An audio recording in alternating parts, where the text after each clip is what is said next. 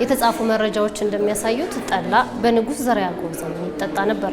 ይህ ማለት በትንሹ የ500 ዓመት ታሪክ አለው እንደማለት ነው። የጨዋ ልጅ መጫወቻ የሚባለውን ጠጅም በቀደመው ዘመን ይጥሉና ይጠጡ የነበሩት ነገስታቱ፣ መኳንንቱና የተከበሩ ሽማምንት እንደነበሩ በመግለጽ ጠጅ የመጠጦች ሁሉ አውራ እንደነበር ታሪክ ያስረዳናል። በኢትዮጵያ ባህል ከግለሰቦች መኖሪያ ቤት እስከ ነገስታቱ ጓዳ የተለመዱትና የክብር መጠጥ የነበሩት እነዚህ ባህላዊ መጠጦች ታዲያ አሁን ላይ በከተሜነት ውስጥ ደብዝዘዋል።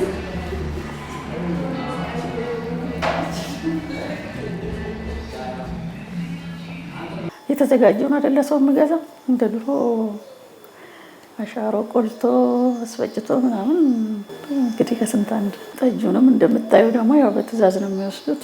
በዓል ሲደርስ ሁሉም ቢራ ነው በዘመናዊነት እንትን ነው የሚሉት አይደል። ጠጅና ጠላ ያው እንደምታውቂው ተረስቷል። ትንሽ ትንሽ አሁን ደግሞ ወሬው አለ። እኛም እየሞከርን ስለሆነ ምርቃት ሲኖር፣ ሰርግ ሲኖር፣ ክርስትና ሲኖር፣ ማህበር ሲኖር ያዙኛል። 5 10 እስከ 20 ሊትርም ይወስዳሉ። ሰርግ ምናምን ሲሆን ደግሞ ከዛ 60 70 ይወስዳሉ። ወደዚህ ቢዝነስ ስንገባ የመጀመሪያው የሰው ሜንታል ምንድነው? በጣም በዝቅተኛ የኑሮ ደረጃ ያለ ሰው ብቻ የሚሰራው ስራ ነው ብለው ነበር የሚያስቡት። እንደመጠየቅ ነገር አዘጋጅቼ ሰዎችን እንጠይቅ ነበርና ጠላ ከአያቶቻችን ወደዚህ የክፍለ ሀገር ሰው ካልሆነ በስተቀር ኦልሞስት አዲስ አበባ ላይ እየተረሳ ነው። የጠላን ፍሌቨር ማያውቅ ትልቅ ሰውም አለ። ለሰው መጀመሪያ የሸጥነው ነገር ድፍድፍ ነበረ። ድፍድፍ ደግሞ ቤትሽ ወስደሽ በጥብጦ መጠቀም ብቻ ነበር። ሰው ምንድነው ጠላ ወስዶ በጥብጦ መጠጣት የማይችል ሰውም አለ። ሲምፕሊ በውሃ በጥብጦ መጠጣትም ከባድ የሆነበት ሰው ፕሮሰስ ነበረ።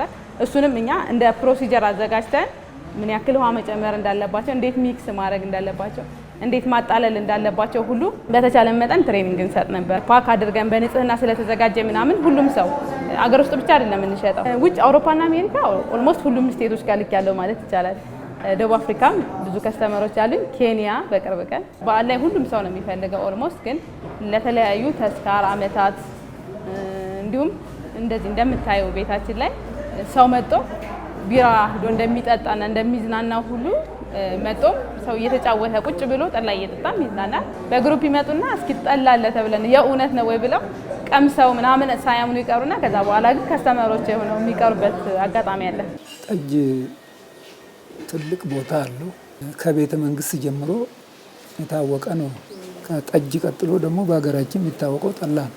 እናቶቻችን የሚጠምቁት ጠላም ራሱ አይነት አለው። ፊልተር የሚሉት አለ፣ ድፍሪት የሚሉት አለ፣ ጠጅ ፊልተርም አለ አውቃለሁ። አሁን በእኛ ልጆች ጊዜ ያለው ስለ ጠጅ ብዙም እንትን የላቸውም። ምክንያቱም ክብሩንም አቁም ጥቅሙንም አቁም። ብዙ አባቶቻችንም ከአያቶቻችንም በፊት የነበረ ባህላዊ መጠጥ የአሁኑ ትውልድ ያን ያህል እንደ ባህልም አድርገን ሳንሆን የምንወስደው ዝም ብለን እንደ ተራ ነገር ነው የቆጠርነው።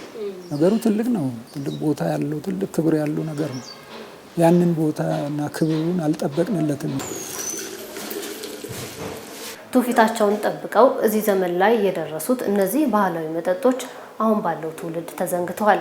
በግለሰቦች ቤት ይዘጋጁ እንዳልነበር በሽያጭ ብቻ የሚገኙ ወደ መሆኑም ተቃርቧል። ለመሆኑ አንድ እናት የባህላዊ ምግቦችን አሰራር ለልጇ እንደምታወርስ ሁሉ የባህላዊ መጠጦችን አሰራር የምታወርስበት የሙያ ቅብብሎሽ ለምንና እንዴት ተቋረጠ? አሁን አንዳንድ ቦታ ላይ እንደ ዘመናዊነት ልጅን ኪችን አለማስገባት አለ ወይም ሙያ አለማስተማር አለ።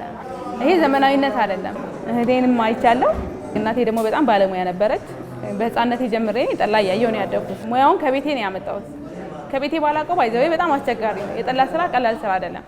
ኢትዮጵያዊ እናቶች ለልጆቻችን የምግቦቻችንን አሰራር የመጠጦቻችንን አሰራር ለልጆቻችን ማሳየት ማሳለፍ አለብን። ብሉሽ የተረሳው ያው በዘመናዊ መጠጦችም ቢራዎችም የተለያዩ እንትኖችም ስለመጣም ሊሆን ይችላል። ዘመናዊነት ነው የሚፈልጉት። ያ እንዳይሆን ምግቡንም መጠጡንም የባህሩን የድሮ የአባቶቻችን ቢወራረስ ጥሩ ነው። እኔ ጠጅ መጣል የለመድኩት ከባለቤት ያባት እንዴት እንደሚሰራ ንጽህናውንም ሁሉንም ነገር እርሳቸው ናቸው ያስተማሩ። ለልጆች ያው ሲሰራ ያውቁታል የትኛው ደረቅ እንደሆነ የትኛው ለጋ እንደሆነ ከሞላ ጎደል ትንሽ አውቃለሁ። ያው ጠጅ ስትጥል እናቴ ያው ስራውን ስትሰራ እናያታለን። ከሷ የሚወሰድነው ነገር አለ። ያው ባህላችን ስለሆነ የተወሰነ ነገር ከሷ ተምረናል። በተለያዩ ምክንያቶች የተራራቁ ሰዎችን ለማገናኘት ልክ እንደ ዛሬው ስልክ፣ ኢንተርኔት፣ ሆቴልና ሬስቶራንት ባልነበረበት ዘመን ጠጅና ጠላ ቤቶች ማህበራዊ ፋይዳ ነበራቸው። ስለ ሀገር፣ ስለ አካባቢ የሚወራውና ማህበራዊ አንድነት የሚጎለብተው በእነዚህ ቤቶች ውስጥ ነው።